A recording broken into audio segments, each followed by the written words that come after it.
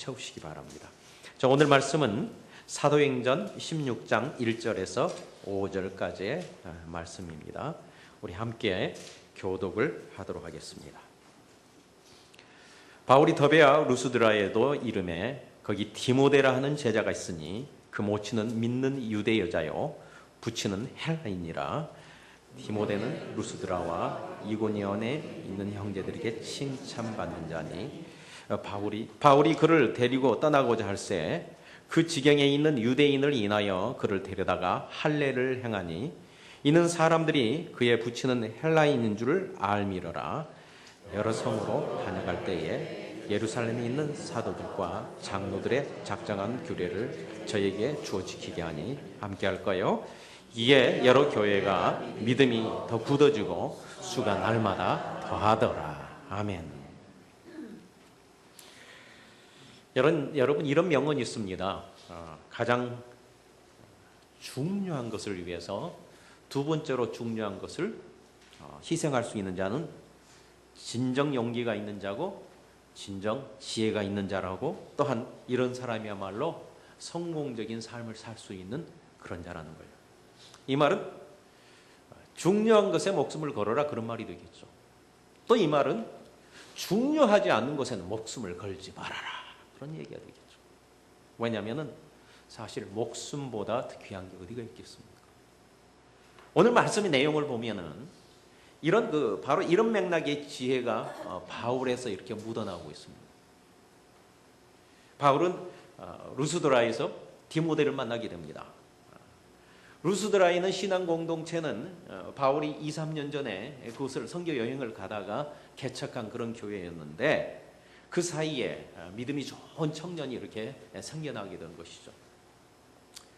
바울에게 있어서 이 디모데는 제자이기도 했지만은 믿음의 아들이기도 했고요. 또 쉽지 않은 전도자의 삶을 사는 데 있어서 정말 바울에게서는 큰 위로가 되었던 신실한 동력자, 그런 인물이기도 했습니다. 우리에게도 이런 사람이 있으면 얼마나 좋을까요? 그러나 이미 우리에게 허락하신 줄 믿습니다. 옆에 있는 자가 그런 분들입니다. 귀하게 여기시기 바랍니다. 그런데요, 이 바울은 이 디모데를 자기의 사역자로, 동역자로 데리고 가려고 할 때 그 지경에는 유대인을 인하여서 그를 데려다가 할례를 행했다고 3절에 얘기를 하고 있습니다. 그런데 누구보다도 이 할례를 할 필요가 없다는 것을 잘 아는, 할례에 어떤 그 필요가 없다는, 불필요성을 잘 알고 있는 바울이 할례를 주었다는 것은 어떻게 보면은요, 우리가 이해하기 힘든 바울의 그런 행동입니다. 왜 그러는지 한번 우리가 짚고 넘어갈 필요도 있을 만한 그런 일이에요. 여러분, 이 할례라는 것은 남자의 성기 끝 표피를 이렇게 잘라내는 의식으로 구약에는 아브라함 시대부터 이렇게 시작이 됐습니다.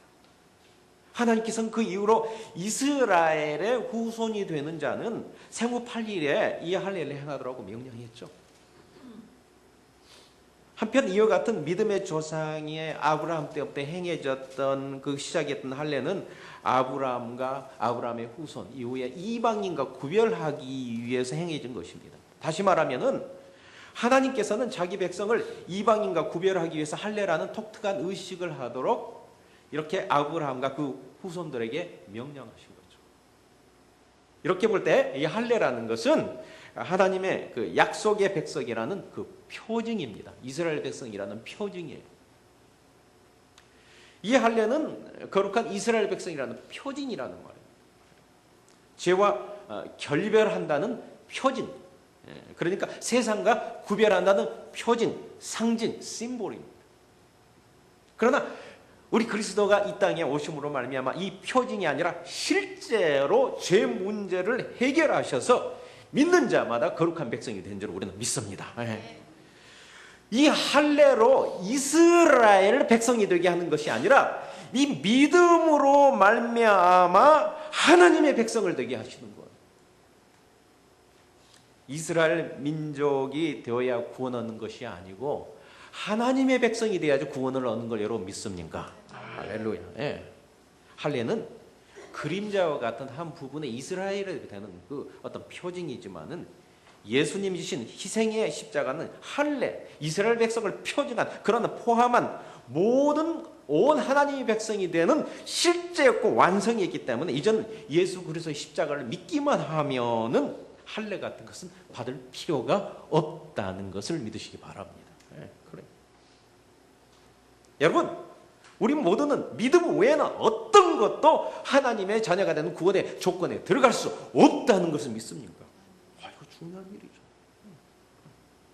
그렇습니다. 오늘 본문의 한 장 전인 15장을 보면은요, 어떤 사람들이 유대에서 내려와가지고 안디옥 교회에 있는 그런 교회에 와가지고 할례를 받지 못하면 예수를 믿어도 되지만은 거기다 플러스 할례까지 받아야지만 그 구원을 받는다고 그렇게 가르치기 시작했어요. 복음을 알지 못한 유대인들이 할례를 주장한 건 너무 당연합니다. 그때 바울은 거의 목숨을 거는 수준으로 할례를 거부합니다. 그래서 안디옥 교회에서 이 사실을 고수하다가 그게 변론이 되고 다툼이 되고 막 문제가 되니까 그걸 가지고 예루살렘 교회까지 그걸 들고 올라갑니다. 그리고 예루살렘 총회에서 구원의 조건이 아니고 할례가 절대 구원이 조건이 아니라고 분명히 정리를 하고 그리고 내려왔습니다. 그런데 이랬던 바울이 이번은 스스로 할례를 행했다는 말이에요. 왜 그랬을까요? 잠시 동안 해서 바울이 구원의 고백이 흔들리고 변했나요? 그거 절대 아니죠.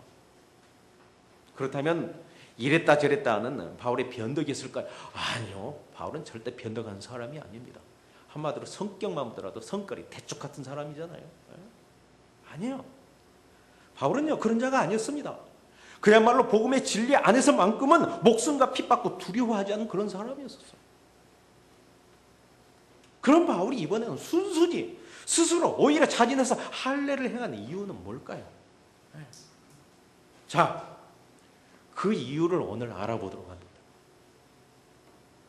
그동안 바울이 할례를 그토록 반대했던 이유는 구원과 연결했기 때문에 그렇습니다. 구원의 조건으로 집어넣으려고 하니까. 그래서 할례는 구원의 조건이 될 수 없다. 절대로 안 된다고 고집을 했어요. 맞아요. 그러나 이번 할례를 베풀고자 하는 목적은 구원에 관한 얘기가 아니고 이미 구원받는 디모데를 사역자로 세우는 과정에 있어서 이랬습니다. 바울이 디모데에게 할례를 받게 한 것은 디모데의 어머니가 유대인이고 그 부친 아버지가요 헬란이었습니다.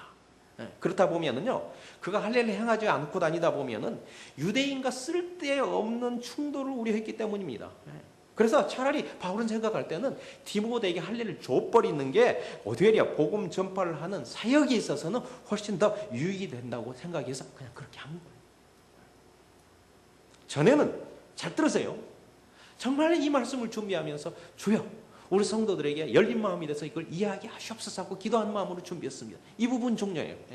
전에는 복음을 지키기 위해서 할례를 반대했지만은 이제는 복음 사역에서 할례를 행한 바울의 모습을 그러니까 전에는 복음을 지키기 위해서 반대했지만 이제는 복음을 어떤 유익이 되기 위해서 할례를 행한 그런 모습. 그 모습을 이해하지 못한다면은 오늘 본문을 이해할 수도 없고 아직 진정으로 복음에 대한 어떤 복음을 전할 만한 성숙한 사람이 아직 못 된다는 거예요. 바울의 신앙이 있어서 본질은 복음이고 그 외의 모든 것들은 복음 따라 이렇게 움직일 수 있는 비본질적이라는 그런 고백이고 입장입니다. 복음을 위해서는 때로는 유대인처럼 때로는 헬라인처럼 때로는 로마인처럼 조금도 주저하지 않고 갈등하지 않는 그런 바울의 모습. 복음을 위해서라면 할례를 줄 수도 있고 할례를 안 할 수도 있다는 오직 복음을 위해서 그의 모든 삶과 모든 감각이 세팅되어지는 그 모습을 우리는 볼 수 있어야 되는 줄 믿습니다. 바로 그거예요. 우리는 여기서 몇 가지의 분명한 어떤 적용할 수 있는 점을 찾아내야 됩니다. 첫째, 복음을 위해서는 이 땅이 무엇이든지 복음에 유익되게끔 바뀔 수도 있다는 사실입니다. 변할 수 없는 진리, 그것은 복음의 이 생명의 말씀이고 그의 모든 것들은 복음 따라 여러 모양으로 사용돼 줄 수 있어야 됩니다. 난 한번 안 한다면 안 하는 사람이야 하며 자존심을 부리는 그런 사람들은요 복음 안에서 아직 다듬어져야 할 사람입니다. 근데 교회 안에서 그런 사람 너무 많이 봐요. 난 교회 한번 안 나온다 하면 안 나온 사람이야. 나는 이거 한다면 기억고 하는 사람이야. 이런 사람이야. 다듬어져야 돼. 바울이 옛날에 그랬거든요. 심지어 예수님조차도요, 복음을 따라서 예수님의 그분의 가장 귀중한 자기의 목숨을 버릴 때도 계셨고요, 다시 찾을 때도 있었습니다. 네. 모두가 말리고 반대했는데도 기어코 그분이 죽으실 때도 있었고, 복음을 이루기 위해서 모든 사람이 그냥 믿지도 않고 신경도 안 썼는데 스스로 그분이 그냥 또 이렇게 그 목숨을 되찾으면 부활을 하실 때도 있었어요. 우리는 이 모습을 보고, 아니 다시 살려면 왜 죽으셔? 이라고 말할 수 없잖아요. 네. 교회에서는 꼭 그렇게 트집 잡은 사람들이 많아요. 일을 하는 데 있어서. 그런 사람이 있다고요. 복음을 이해하지 못한 사람이에요. 자꾸만 그런 거 보고 그 트집 잡아요. 언제든 이랬다며, 언제든 저랬다며. 네. 우리의 삶도 마찬가지입니다. 크리스찬은요, 복음의 삶을 위해서는요, 죽어야 할 때도 있는 줄 믿습니다. 약해져야 할 때도 있습니다. 그러나 죽고 약하게 되는 것만이, 내려놓은 것만이 대수가 아닌 거 알아야 돼요. 네? 때론 복음을 위해서 살고 강해지고 높음을 취해야 할 때도 있는 거 믿으시기 바랍니다. 그런 거예요. 진정 복음을 위해서라면요, 물질을 포기할 때도 있고, 반대로 복음을 위해 물질을 구해야 할 때도 있습니다. 복음을 위해 명예와 권력을 내려놔야 할 때도 있고, 또 복음을 위해 하나님의 명예와 권력을 취하게 하실 때도 있단 말이에요. 마치 모세처럼, 또 누구처럼요? 요셉처럼. 그렇게 하신 동일한 하나님이 우리 하나님인 거 믿습니다. 그런데 가난하게 사는 것만이 청렴한 기독교의 모습이라고 끝까지 고정하는 그런 사람들이 있습니다. 또 어떤 데는 반대로 그냥 잘되고 높아지고 부자 되는 것만이 하나님의 복이라고 고집하는 그런 단체들이 있고, 그런 사람들이 있습니다. 이런 신앙은 한쪽 날개가 없는 신앙이에요. 추락하고 언젠가는 빙빙 돌고 나가지 못할 신앙들이, 하나님이 영광을 잘해서 그게 달려가지 못할 신앙들이, 철퍼덕거리고 넘어지고 추락하고 시험 들고 넘어지고 시험 들고 그런 인생이고 그런 단체. 아니에요. 하나님은 복음을 위해서, 하나님은 우리의 영혼에 도움이 된다면, 영혼에 아름답게 그렇게 세우는 데 도움이 된다면 이렇게 하실 수도 있고 저렇게 하실 수도 있는 분인 걸 믿으시기 바랍니다. 왜냐하면 우리 목숨보다 우리 영혼보다 더 귀중한 것은 없기 때문에. 여러분의 지난 삶을 한번 돌아보십시오. 돌아보세요. 어쩌면 여러분의 영혼에 복음의 역사가 일어나도록 여러분을 일부러 약하게 하셨을지도 모르겠습니다. 물질을 내려놓게 할 수도 있고, 건강을 내려놓게 할 수도 있고, 사람들 떠나기 위해서 외롭게 하실 수도 있습니다. 때에 따라서는 마음 아픈 일이지만 자녀를 손댈 수도 있습니다.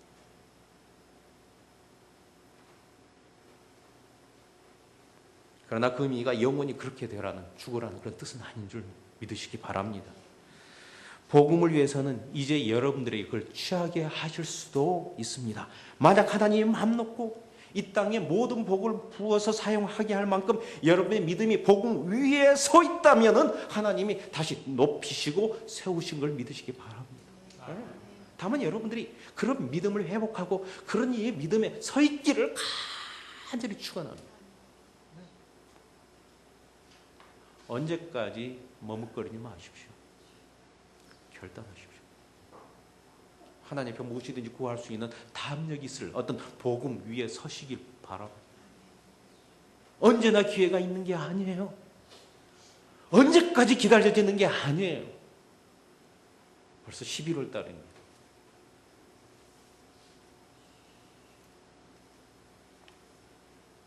자, 디모데에게 할례를 행한 사도 바울의 모습을 통해 깨달아야 할 두 번째 것이 있습니다.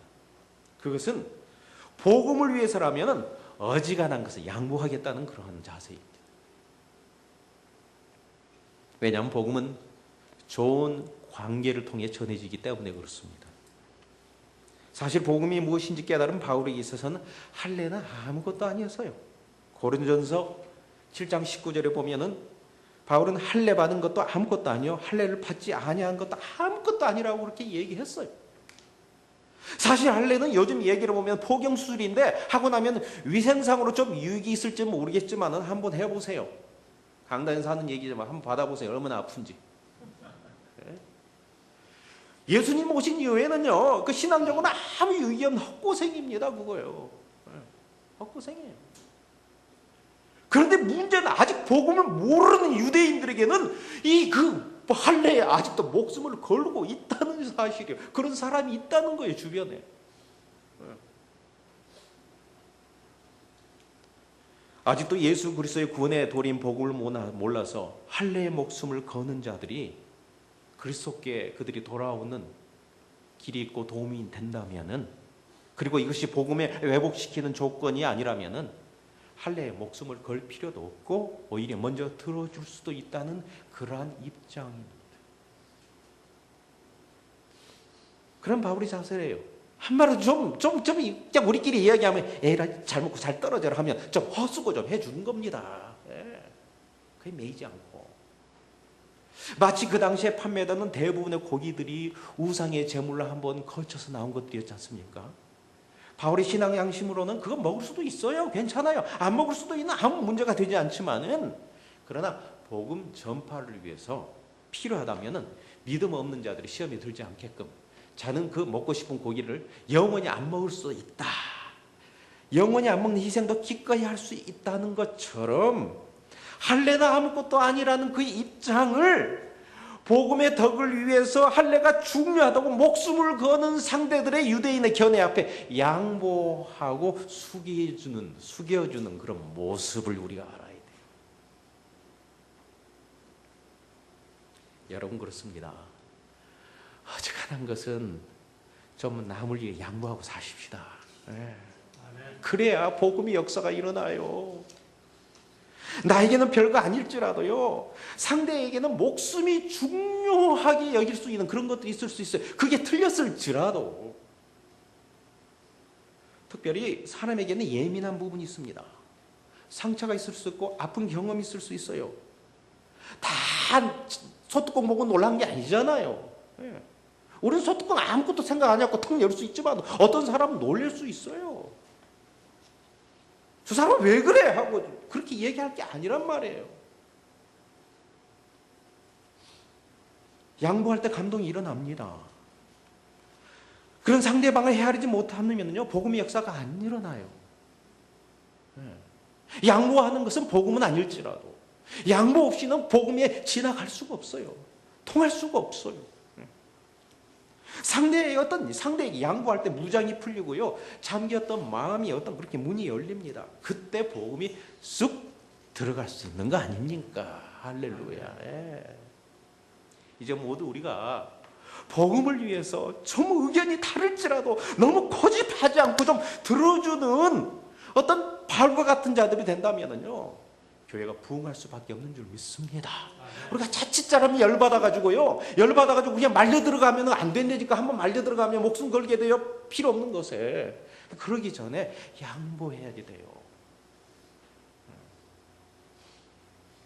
자, 오늘 본문을 통해 배울 수 있는 세 번째의 교훈이 있습니다. 그것은 따라할까요? 목숨을 걸 만한 것에, 다시 목숨을 걸 만한 것에만 목숨을 걸겠다는. 사실 우리는 필요 없는 것에 너무 목숨을 많이 겁니다. 그리고 시간과 에너지, 그 모든 것을 낭비할 때가 많습니다. 우리 모두는 지혜로운 솔로몬 재판의 얘기를 잘 알고 있습니다. 두 여인이 한 아기를 두고 서로들 자기 아기라고 주장하고 있습니다.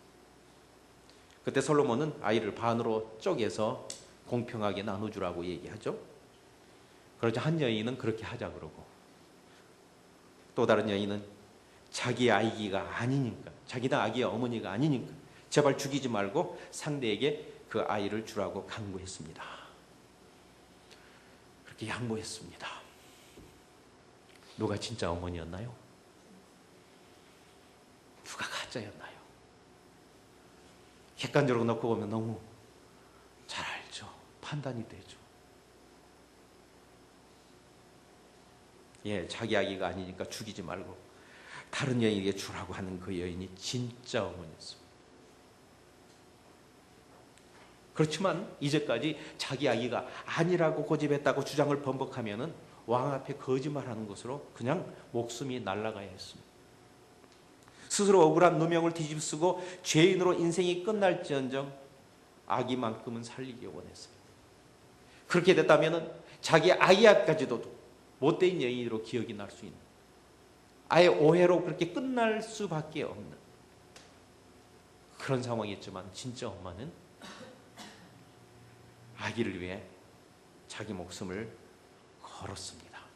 제가 보기에는 그 여인은 걸만한 곳에 자기 목숨을 걸었다고 저는 믿습니다. 여러분 그렇잖아요. 그러자 아기도 살고 자기도 살고 아기도 되찾을 수 있습니다. 솔로몬보다 더 지혜롭고 더 하시는 분이 우리 하나님인 줄 믿습니다. 참으로 그는 걸만한 곳에 목숨을 걸었기 때문에 역사가 일어났습니다. 목숨을 걸만한 것에 목숨을 걸면은 결국 모두 다 삽니다. 그렇지만 그렇지 않은 곳에 걸면은 모두 다 죽습니다. 걸만한 곳에 목숨을 건 얘기가 바로 복음인 걸 여러분 믿습니까? 우리를 살리기 위해 죄인의 누명을 쓰고 죄인으로 죽으시고 우리를 살리기 위해 그분의 목숨을 던진 얘기가, 던질 만한 곳에 목숨을 던지는 신의 얘기가 바로 복음입니다.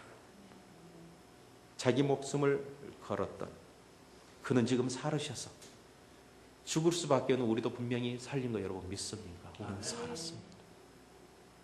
지금 우리 함께 계시며 아직도 복음의 혜택을 모르는 그런 자들에게 복음을 전하기 위해서 교회를 세운 것이 목적인 건 여러분 믿습니까?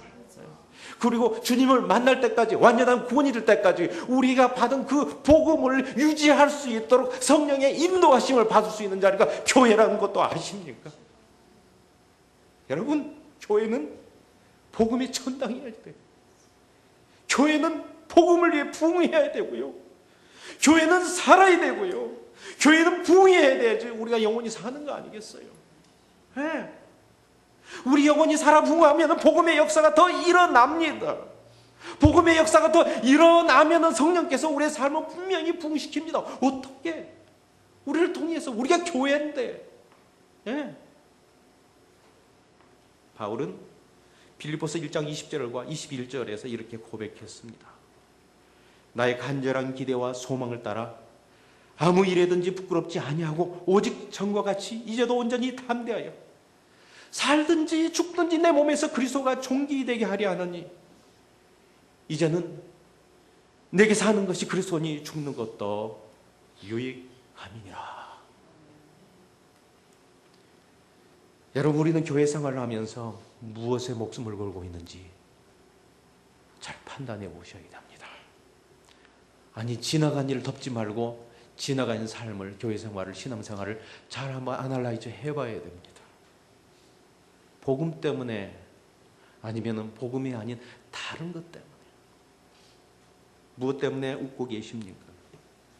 무엇 때문에 기뻐하고 무엇 때문에 속상해 하십니까? 무엇 때문에 교회를 찾아오고 무엇 때문에 교회를 떠납니까? 복음 때문에요? 아니면 그 외에 다른 것 때문에? 그동안 우리가 교회 안에서 울고불고 했던 것들이 어떤 것이었어요? 죽고 사는 문제였나요? 대단한 문제였나요? 그것이었으면 생명이 오락가락하고 그것이 고쳐지지 않으면 뭐 2단이 되고 3단이 되고 교회가 무너지고 복음이 무너지는 그런 것이었나요? 그런 중요한 것들이었나요? 그런 중요한 것들 때문에 시험 두고 갈라지고 헤어지고 복음의 문이 닫히고 그런 거였나요? 아니요. 다들 어지간한 것들이었어요. 어지간한 것. 어지간한 것. 그냥 양보하면은 들어줄 만한 것이었는데 그 때문에 교회가 깨지고 그 때문에 가정이 깨지고 무너지고 시험 들고 이제는 그런 것에 목숨 걸지 마십시다. 알아요. 그게 쉽지 않은 게 당장에 오늘 이렇게 제가 전하고 나서도 제 아내가 와서 한번 이렇게 쿡 찌르면 거기다 목숨을 걸 수밖에 없는 게 이 연약한 인간이에요. 알아요. 예.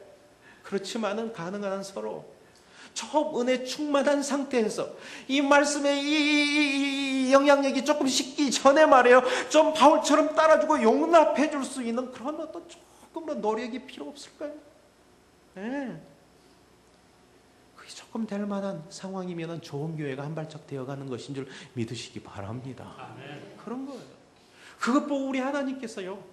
이렇게 보시고 또 이렇게 축복하신 것일 걸 믿으시기 바랍니다. 예. 다른 것 때문에 다른 것이 좀 불편해도 복음 때문에 울고 다른 것이 좀 못마땅해 해도 복음 때문에 교회에 만족할 수 있는 그런 자가 되어야 되지 않을까요? 적어도 이제는. 할렐루야. 아멘.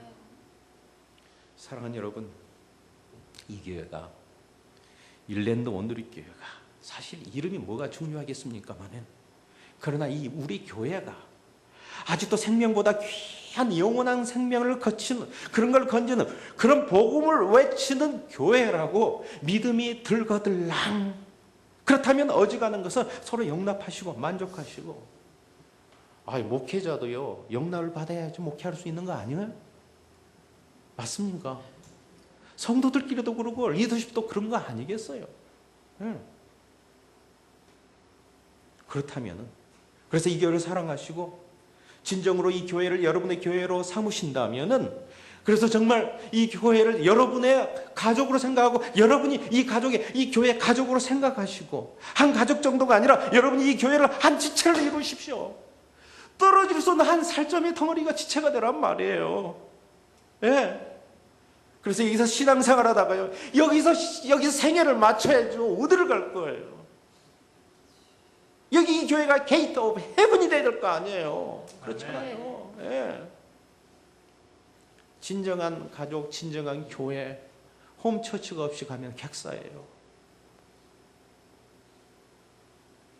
양보하며 헌신하며 용납하며 어지간 것에는 목숨을 걸지 말고 오직 남은 인생 영원히 살릴 복음에만 그 복음의 전당 교회를 이루는 데만 쏟는 우리가 모두가 되시기를 주님의 이름으로 간절히 축원합니다.